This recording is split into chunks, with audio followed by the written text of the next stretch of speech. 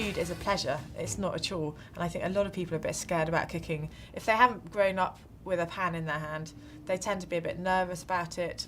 Is this dish going to turn out all right? Am I going to follow the recipe properly? And really, that's missing the point. Food's about having fun and just getting stuck into the kitchen. In Mexico, Italy, Spain, France, it's still part of the culture. Part of living is enjoying food, like here in Melbourne, Mexican cooking is huge. There are lots of different cooking techniques, and there are hundreds and hundreds and hundreds of ingredients. At least 200 chilies, maybe 300 types of chilies. So my book only deals with 6 chilies, but definitely in Britain, people still think chilies, hot, and that's it. But whereas actually there's smoky chilies, there's earthy chilies, there's sweet chilies, they're kind of tobacco-y chilies, really hot chilies, bright chilies, fresh chilies, dry chilies.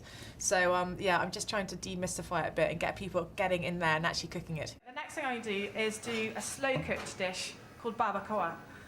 Now this is using another chili which I wanted to talk to you about. So these are ancho chilies.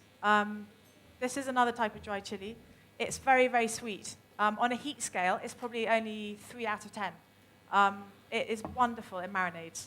So I'm just going to literally pop these pieces on there. Get another one out. Just lightly toast it. Here we have some anchos. Now all I've done after I've toasted them is I've simmered them in boiling water. And it literally takes about 10 or 15 minutes. So I'm literally just going to pop them into the bowl. And we're going to throw in some chopped garlic and vinegar. The Mexicans use a lot of vinegar. I'm using cider vinegar here. In there I've got some salt, some pepper for seasoning, and you can also throw in, I like to use fresh bay leaves, but you can use dried as well. You can literally just crumble those in. So those are just going to go in, and we're just going to literally whiz that up. And this we're going to put on some meat.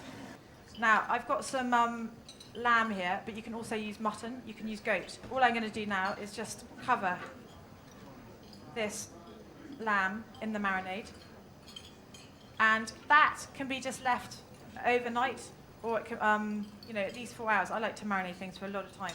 What I'm going to do now is add some red wine to it, and you'd add some raw potatoes to that.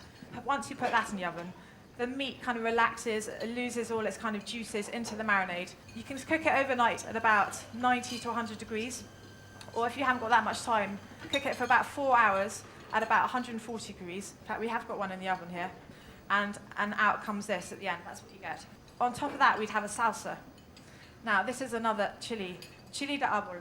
These little guys are really, really hot. Now, these are some we simmered this morning. These have just gone lovely and soft, like that. Now, this is a really, really hot sauce. I've got my cider vinegar going in there again. I've got sugar going in here. You need some sweetness to counteract that really kind of fiery bite.